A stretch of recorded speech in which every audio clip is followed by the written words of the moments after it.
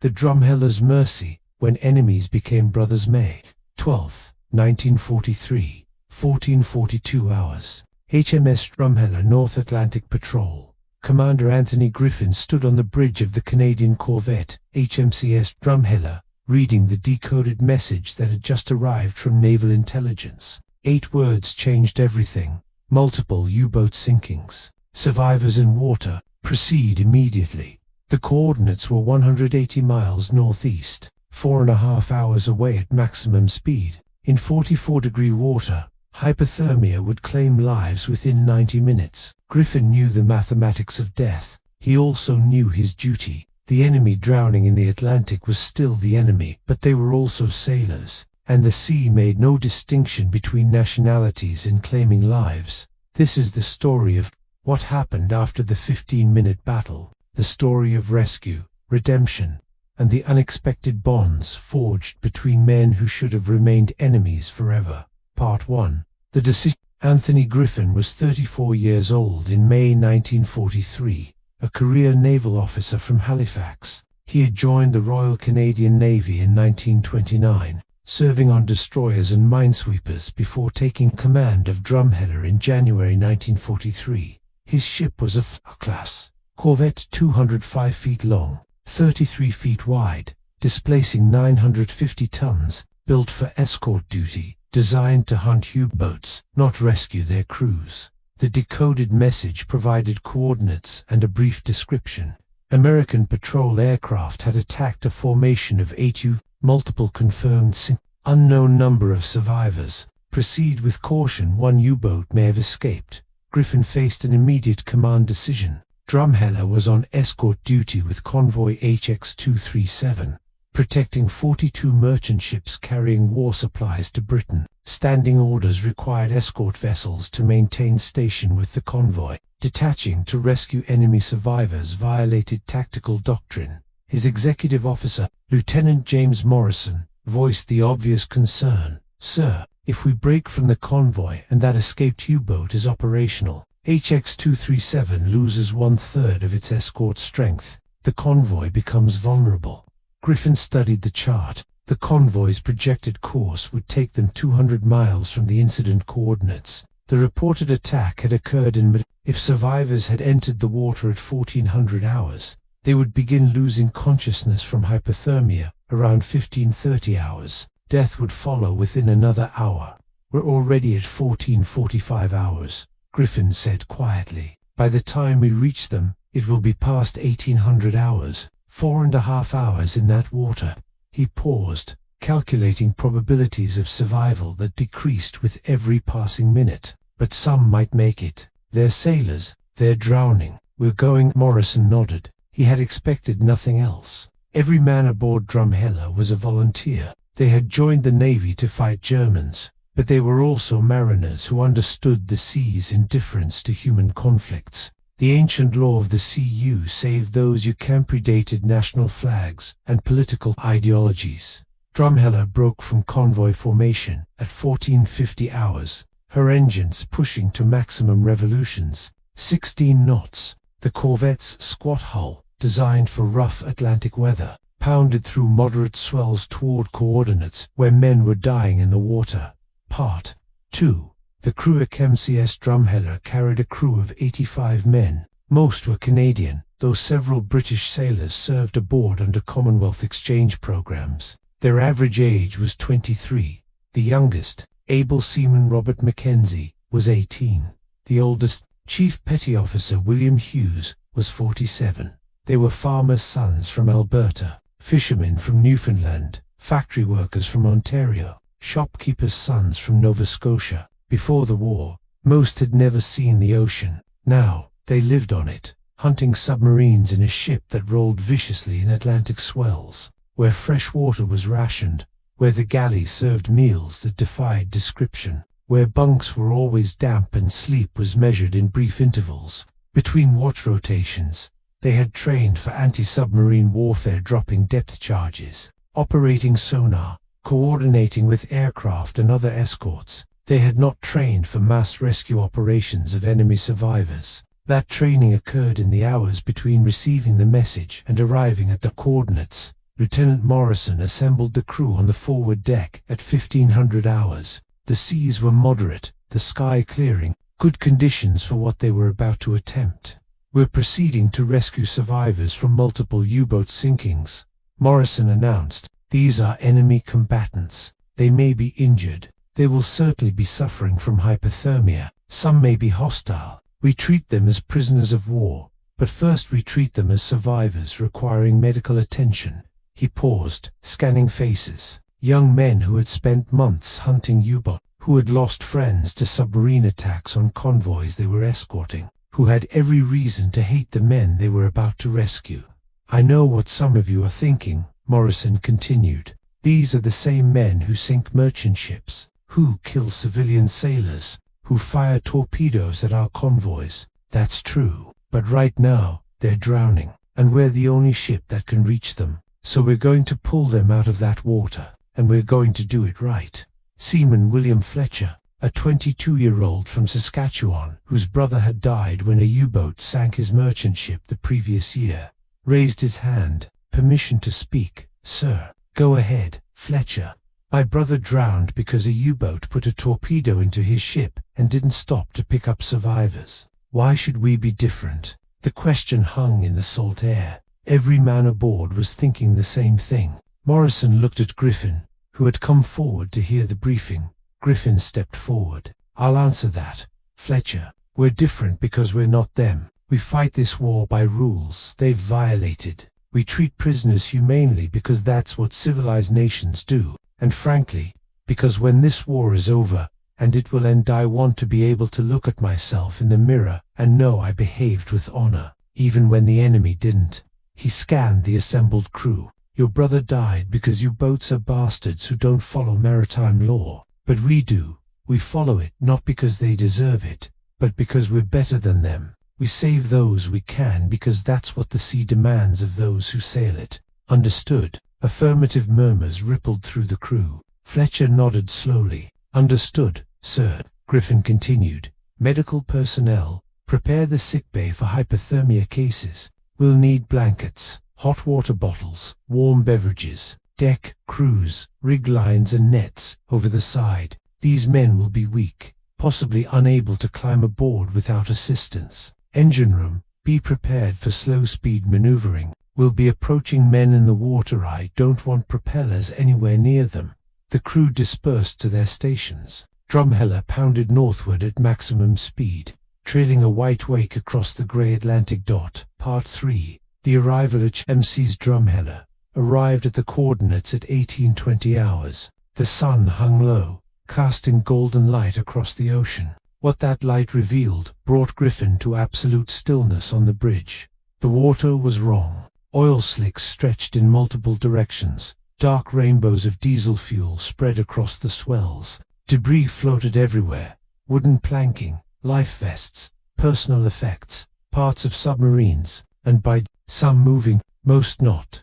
"Dear God," Morrison whispered beside Griffin. The scene was biblical in its desolation. This was not a battlefield with clear lines and defined positions. This was aftermath, scattered remnants of men and machines reduced to floating wreckage. The smell hit them as wind shifted. Diesel fuel, seawater, and something else. Death had its own scent, and it carried across the waves. "Slow to 5 knots, Griffin ordered. "Lookouts, call out any survivors showing signs of life. Deck crews to stations. Medical personnel stand ready." Drumheller's speed dropped. The corvette moved through the debris field carefully. The first body they passed was floating face down, wearing a German life vest, motionless. Griffin ordered them to continue past. The living took priority. "Survivor, starboard side, 20 yards. The lookout's call brought immediate response. Griffin brought Drumheller alongside carefully. 3 German sailors clung to a wooden ammunition crate,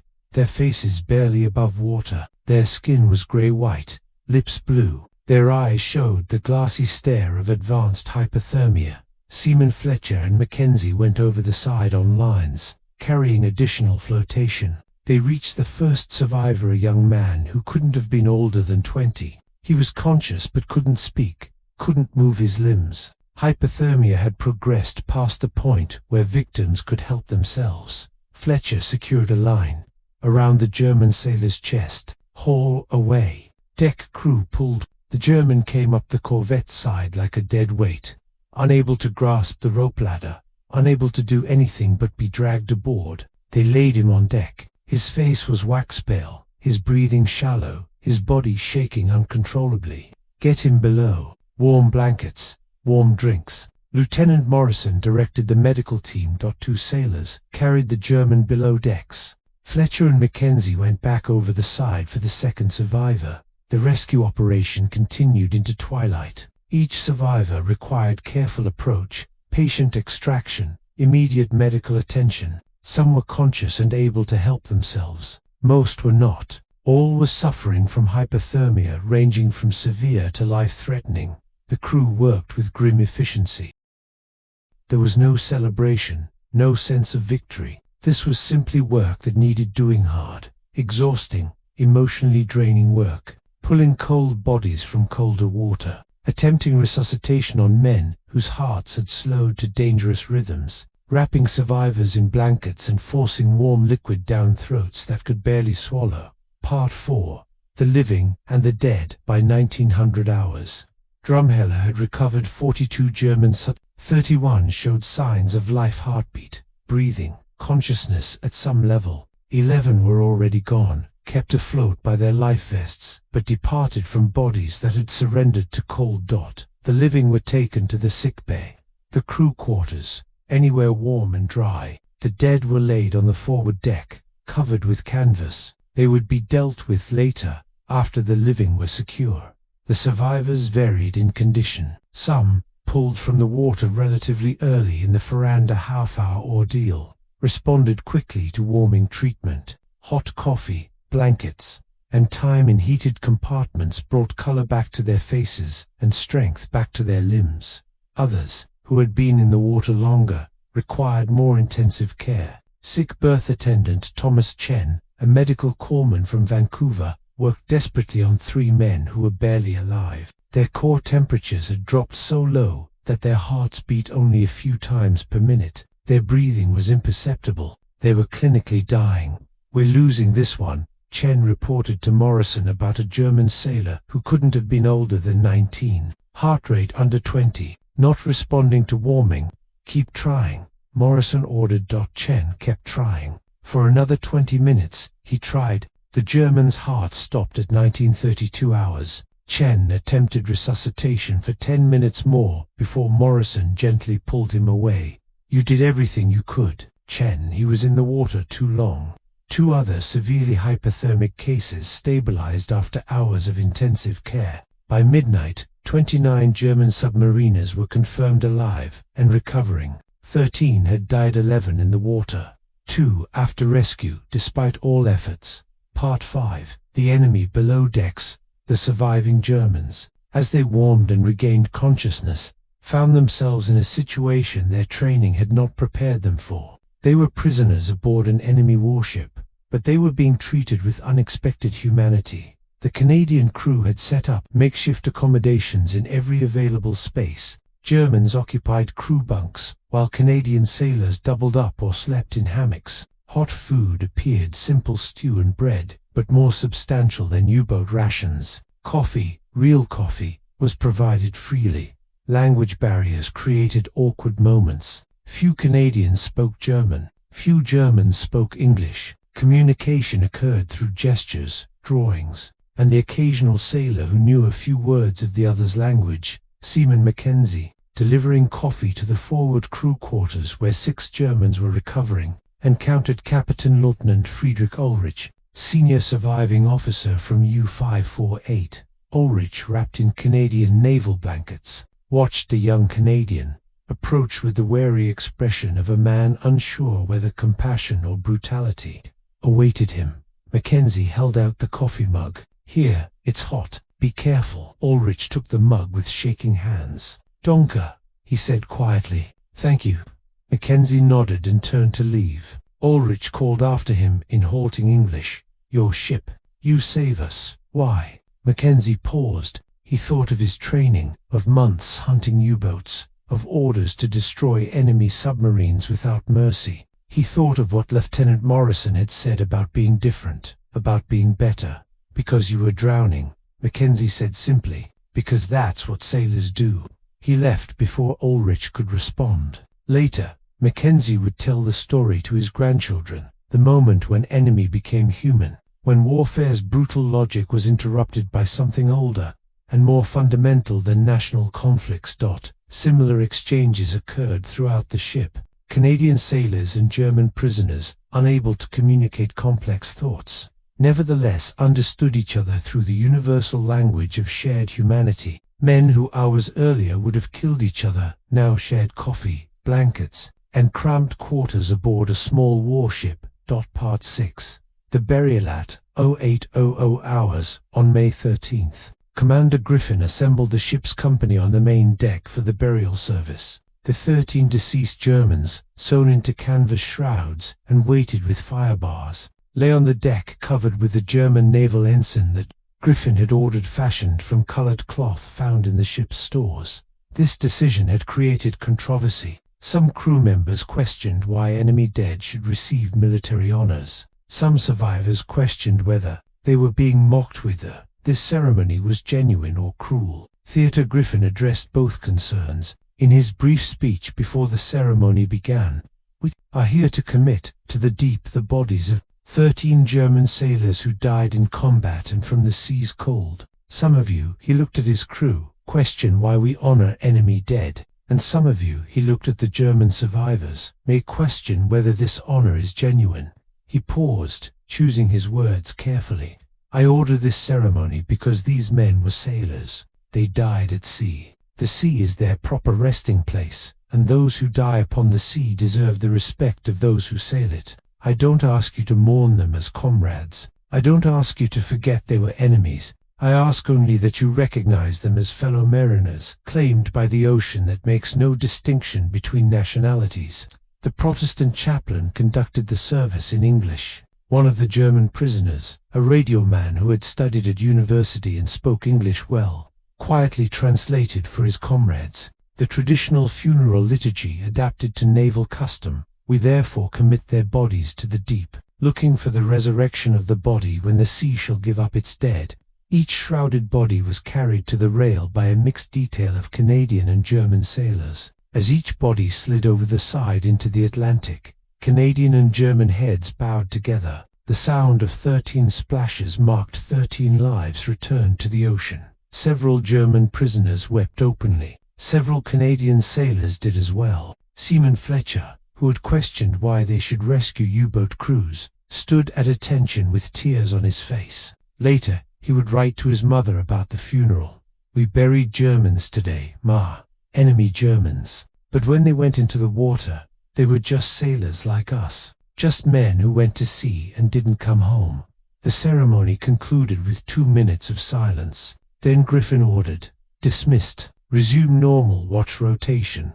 Life aboard Drumheller continued. The dead were gone. The living remained. The corvette turned southwest toward Halifax, carrying 29 German prisoners of war who owed their lives to enemies who had become, in some indefinable way, something other than enemies.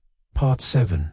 The voyage home. The 3-day voyage to Halifax transformed the relationship between captors and prisoners. Proximity, shared conditions, and the leveling effect of maritime life aboard a small warship broke down the barriers that military training had erected.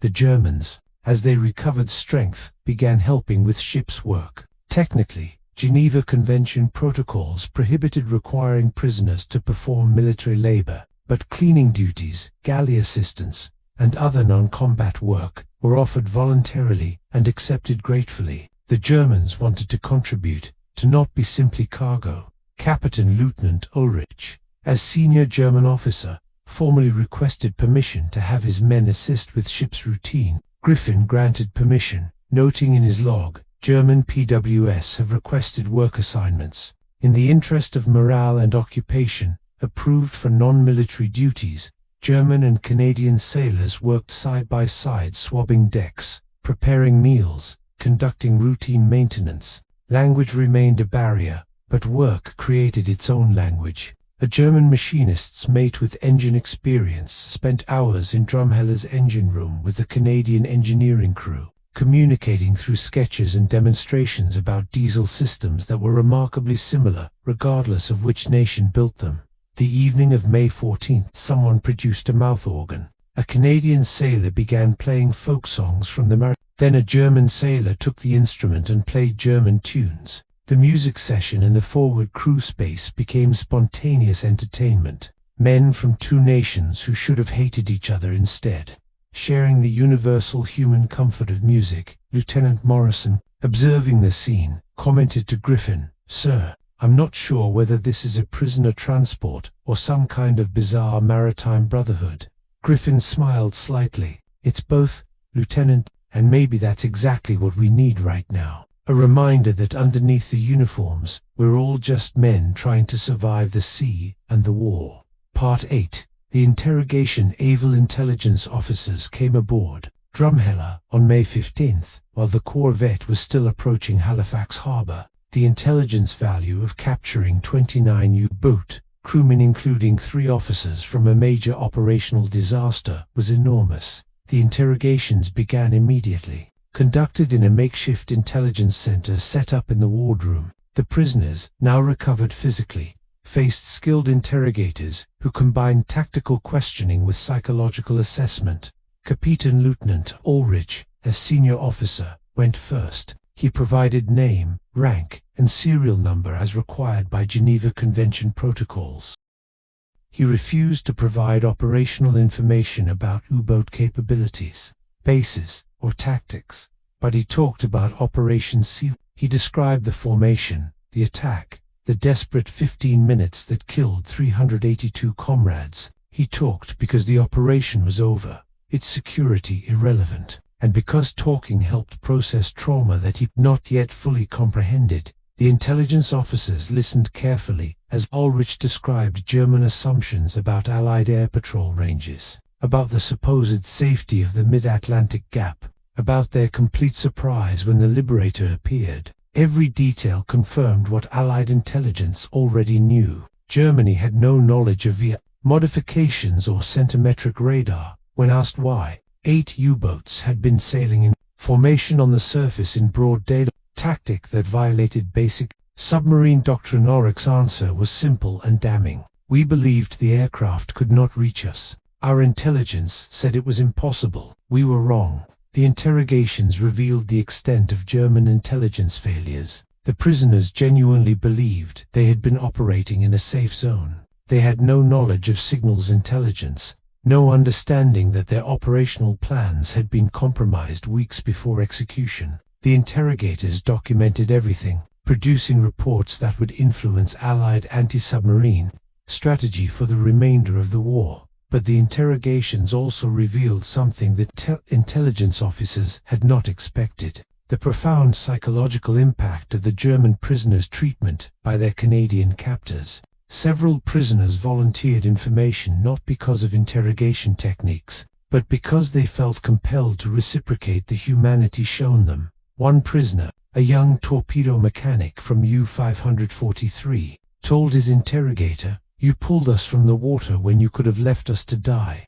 You buried our dead with honors when you could have thrown them overboard like garbage. You treat us like human beings when we expected brutality. This changes what we thought about you." The intelligence officers documented this, as well as evidence that humane treatment of prisoners yielded results that harsh interrogation could not. Part 9. Halifax H. Drumheller docked at Halifax on May 15, 1943. At 0800 hours, the pier was crowded with naval personnel, military police, intelligence officers, medical staff, and journalists. News of the mass U-boat sinking had reached the press. The arrival of 29 German prisoners was major news. Commander Griffin ordered the German prisoners assembled on deck. Before he addressed them through an interpreter, one of the university-educated German sailors who spoke fluent English.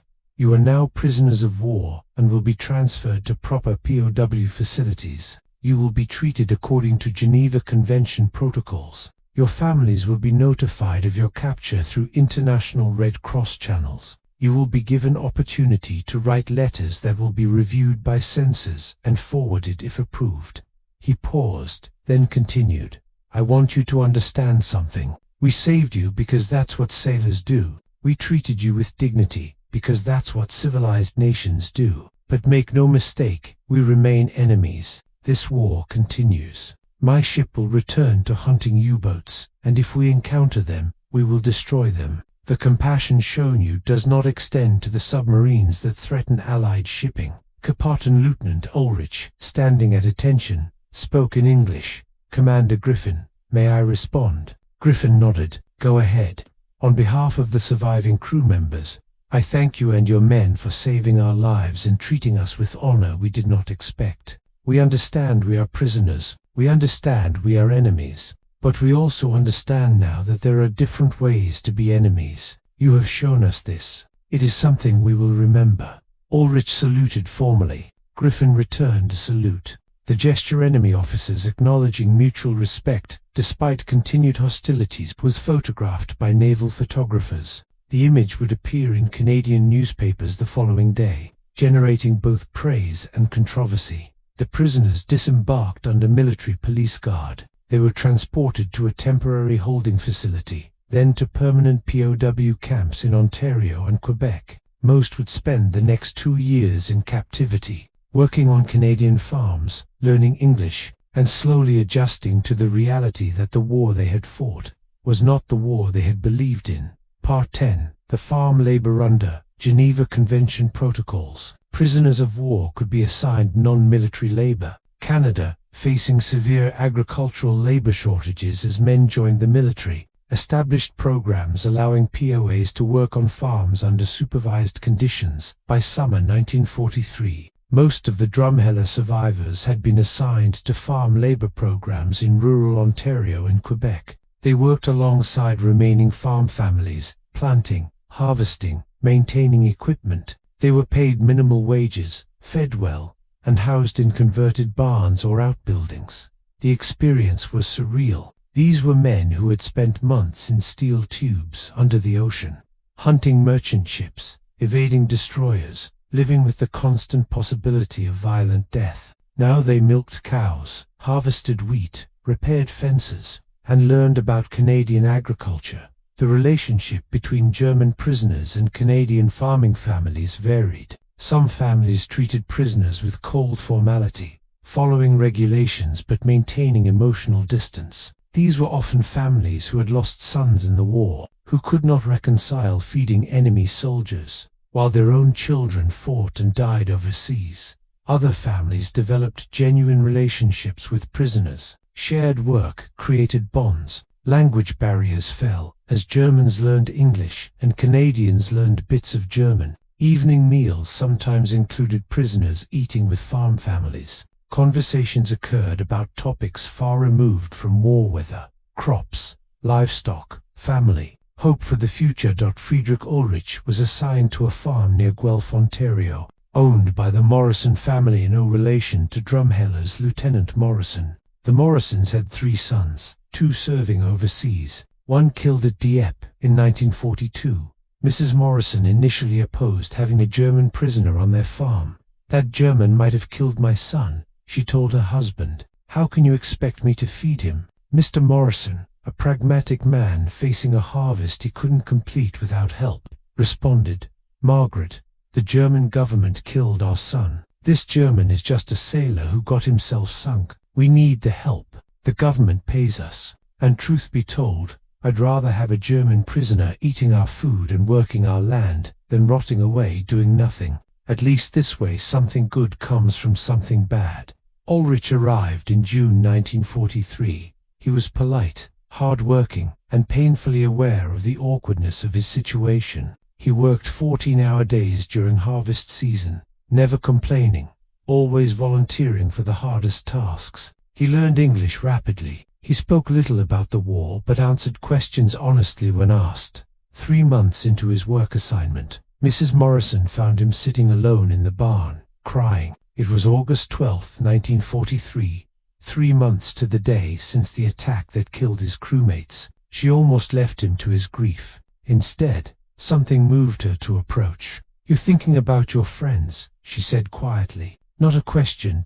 Ulrich wiped his eyes quickly, embarrassed. "Yes, ma'am, I apologize. It was unprofessional." "Grief isn't unprofessional. It's human." She sat on a hay bale near him. "Tell me about them." And Ulrich did. He talked about his crewmates, about young sailors far from home, about the terror of the attack, about watching men die in burning water, about the guilt of surviving when so many didn't. He talked for an hour. Mrs. Morrison listened without judgment. When he finished, she said, "My son died at the... Some German soldier probably killed him. Or maybe it was artillery. Or maybe he just drowned in the water like your friends. I'll never know. For a long time, I hated every German because I couldn't hate the specific German who killed my son. I hated you when you came here. I understand, ma'am. But then I watched you work. I saw you care for our animals. I heard you learning our language, trying to fit in, being respectful. And I realized something. You didn't kill my son. The war killed my son. The same war that killed your friends. And maybe, just maybe, if I treat you like a human being instead of a monster, something good comes from all this death." She stood to leave, then paused. "Come, have supper with us tonight. No more eating alone in the barn. You're still a prisoner, and we're still enemies, but we're also people sharing space on this earth. We might as well share a table." Ulrich ate with the Morrison family that evening. It was the first of many such meals. The relationship remained complex. He was their prisoner. They were his captors. The war continued, but within that complexity, something like friendship developed. Part 11. The letters. Home. The International Red Cross facilitated communication between POWH and their families. Letters were censored, slow, and limited in length, but they provided the only link to home. The survivors of Operation Seewolf wrote letters that were remarkable for their honesty. Within censorship constraints, they couldn't describe military operations or provide information useful to Germany, but they could describe their treatment, their living conditions, and their state of mind. A letter from Ulrich to his wife, dated September 1943. Read in part, "My dear Anna, I am alive and well, though many friends are not. I cannot write of how they died, the censors would remove it, but know that they died as sailors. I am now in Canada, working on a farm.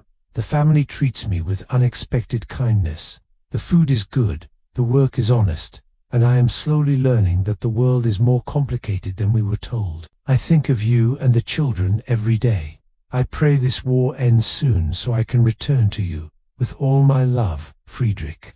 Letters from families in Germany to prisoners often reflected the propaganda they had been fed. Early letters from prisoners, families expressed shock that their sons and husbands were being treated well, having been told that Allied treatment of prisoners was brutal. One mother wrote to her son, a survivor from U-558, "We were told that the Canadians torture prisoners and starve them. I am relieved beyond measure to read that you are well fed and allowed to work. The officials here seem confused by your reports of good treatment. They say you must be forced to write lies. But I know you're writing, my son, and I know these are your true words." As months passed and more letters reached Germany, the propaganda narrative became harder to maintain. Families learned that their imprisoned sons were safer and better fed than soldiers still fighting. Some family letters began expressing hope that the war would end soon, a sentiment that would have been dangerous to voice publicly into Germany, but could be written in private correspondence. Part 12. The war continues while prisoners adapted to captivity in Canada. The Battle of the Atlantic continued with increasing intensity and increasing Allied advantage. The technological and tactical superiority demonstrated on May 12, 1943, only grew as the war progressed. Commander Griffin and HMC's Drumheller returned to convoy escort duty.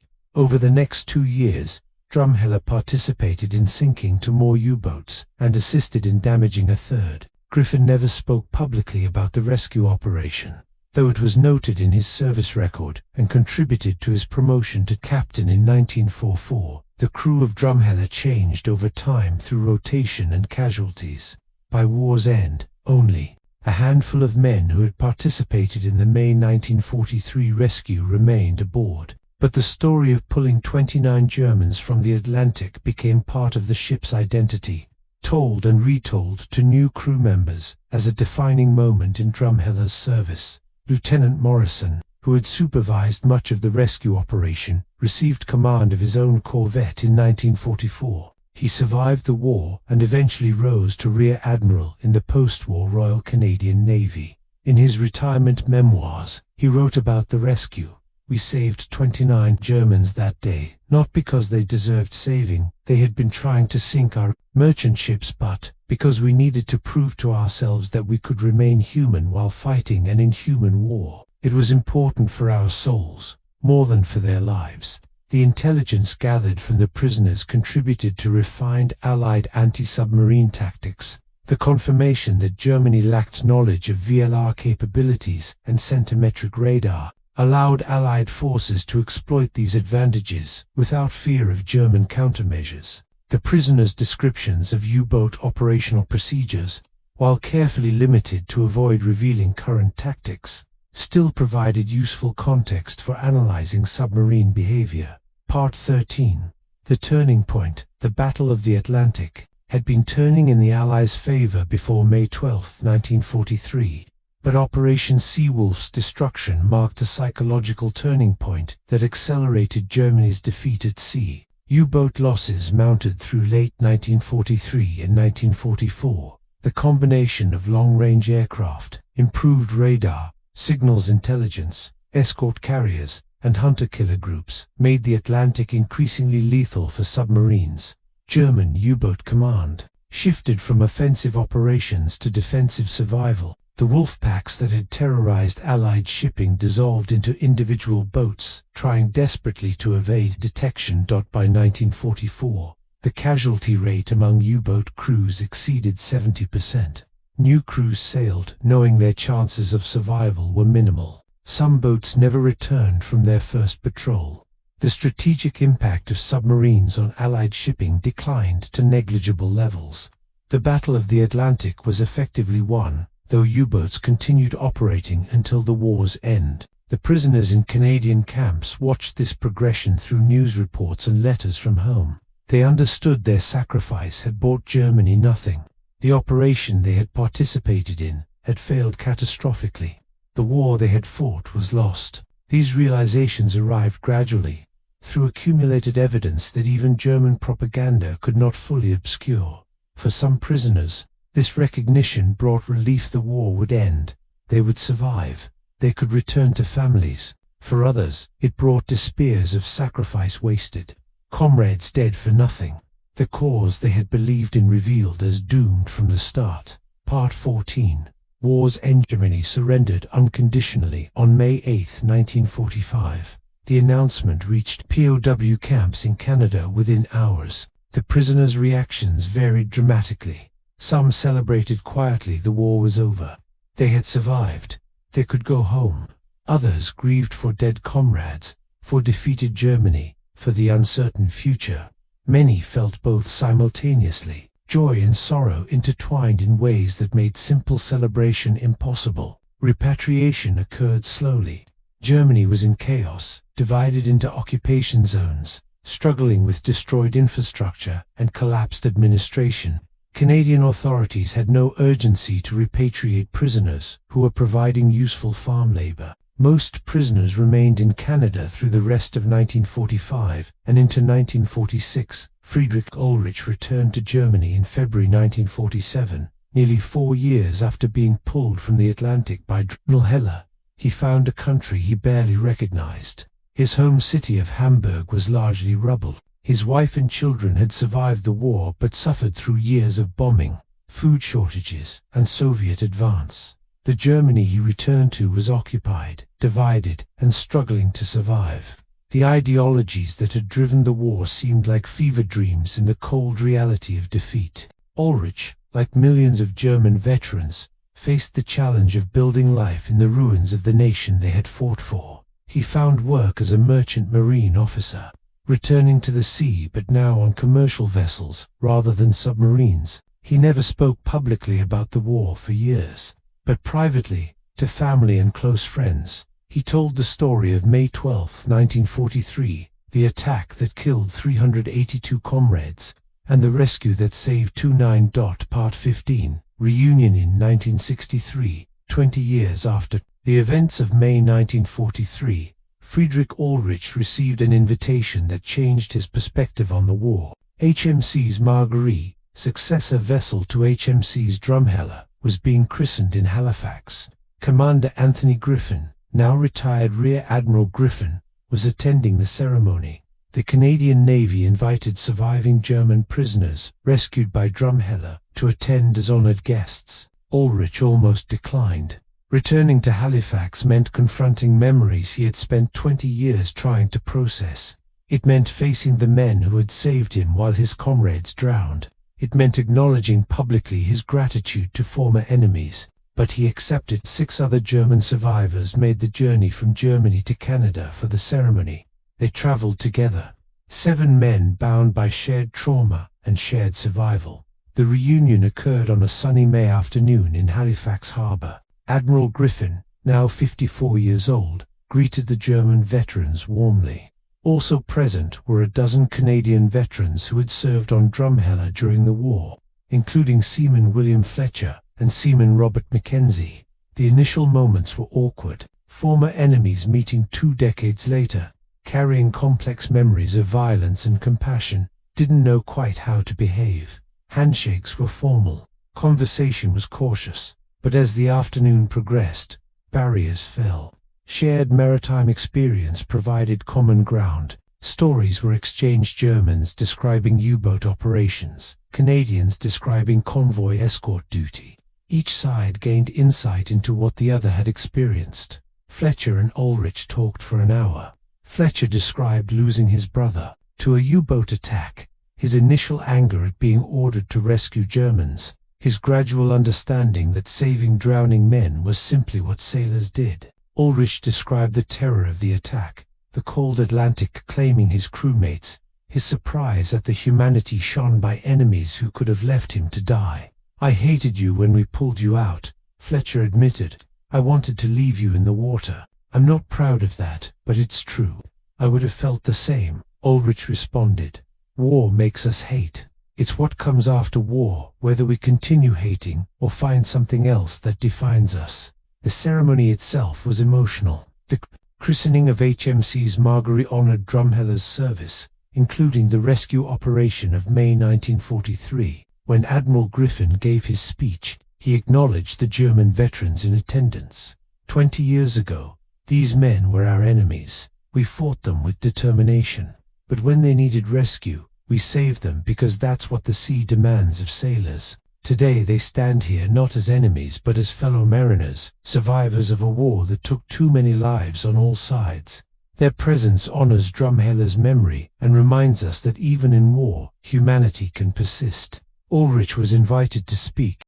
He stood before the assembled crowd: Canadian veterans, naval personnel, civilians. Journalist Sand spoke in accented but clear English. In May 1943, Commander Griffin and the crew of HMC's Drumheller saved my life and the lives of 28 other men. They saved us not because we deserved it. We were enemies who had been trying to sink their merchant ships. They saved us because they were good men who followed a code higher than the orders to destroy U-boats. They pulled us from freezing water. They gave us warmth and food. They treated us with dignity. And when our dead were committed to the sea, they honored them with military ceremony that we had no right to expect.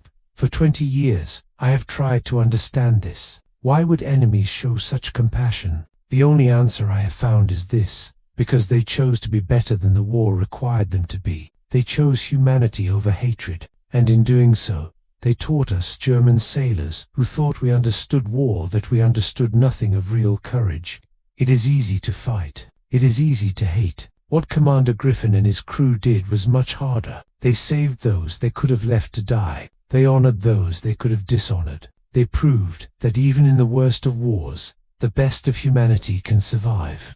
I stand before you today, alive, because of their choices. My children exist because of their compassion. Whatever honor I can offer, I offer now to the men of HMC's Drumheller and through them to all Allied sailors who fought with courage and honor in a terrible war. The speech was met with prolonged applause. Several Canadian veterans, including Fletcher, had tears in their eyes. Admiral Griffin embraced Ulrich, a gesture that transcended nationality and former hostilities, a recognition of shared humanity that the war had tried but failed to destroy. Part 16, Legacy: The Story of HMC Drumheller and the Rescue of May 1943, became a case study in military ethics and the laws of war. It appeared in training materials for naval officers, illustrating the principle that treating prisoners humanely is both morally correct and practically effective. The relationships formed between rescuers and rescued persisted for decades. The German survivors maintained correspondence with Canadian veterans. Occasional reunions occurred. When Admiral Griffin died in 1988, Friedrich Ulrich traveled to Canada to attend the funeral. The last survivor of the rescue operation, Seaman Robert Mackenzie, who had been 18 years old in 1943, passed away in 2015 at age 90. Before his death, he gave interviews about the experience. "We saved Germans that day, men who had been trying to kill us just days before. Some people asked why. The answer is simple: because we could, because they were drowning, because the sea makes us all equal, and on the sea, you save those you can. That's the sailor's code, and it's older than any war." The wreckage of the 7 U-boats destroyed on May 12, 1943, remains on the Atlantic floor at coordinates 4723 north, 1941 west. They rest 2,400 feet down, undisturbed war graves holding 351 men who never came home. The 29 men who did come home, pulled from the Atlantic by enemies who chose compassion over hatred, carried a different kind of burden. Survivors' guilt weighed on them, but they also carried gratitude and a profound understanding that even in war's worst moments, human decency could persist. Epilogue: The ocean's lesson. That the story of Operation Seewolf and the Drumheller rescue contains lessons that transcend the specific circumstances of May 1943, demonstrates that humanity can survive warfare's dehumanizing pressures. It shows that following ethical codes, even when inconvenient or difficult, produces outcomes that honor all involved. Commander Griffin's decision to rescue drowning enemies, to treat them humanely, to honor their dead, cost the Allies nothing strategically. The intelligence gained from the prisoners helped the war effort. The ethical example set by Canadian sailors demonstrated that Allied forces fought for values they actually practiced, not just proclaimed. For the German survivors, the experience fundamentally altered their understanding of the conflict they had participated in. The contrast between propaganda claims about Allied brutality and the actual humanity shown them by Canadian sailors destroyed faith in the regime they had served. Many became, in effect, living arguments against the ideologies that had driven the war. The ocean that claimed 7 U-boats and 351 men on May 12, 1943, and yielded 29 survivors to the Drumheller, teaches the same lesson it has always taught. The sea is indifferent to human conflicts. It claims lives without regard to nationality, ideology, or the justice of causes. Those who sail it are united by their vulnerability to its power.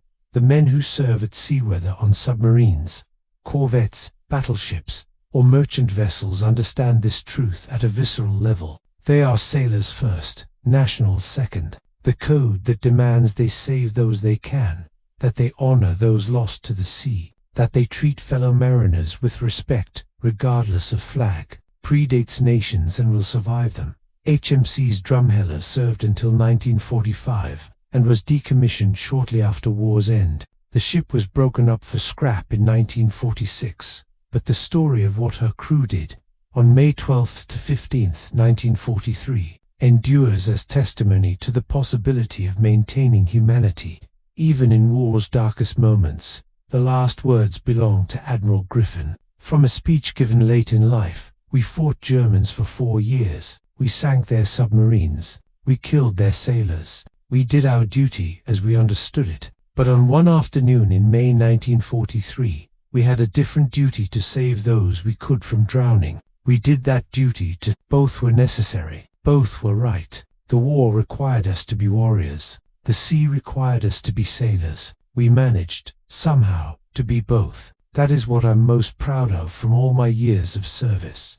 The Atlantic rolls on, eternal and indifferent. The wrecks below its surface slowly dissolve into memory, but the choices made by living men to fight with courage, to rescue with compassion, to honor even enemies, to maintain humanity despite warfare's pressures, these choices endure in the historical record, and in the lives of those who were affected by them. 7 U-boats lost, 351 men dead, 29 men saved, 1 ship's crew choosing compassion over hatred. These are the numbers. Behind them lie human stories of sacrifice, survival, and the recognition that even enemies share a common humanity that war cannot completely destroy.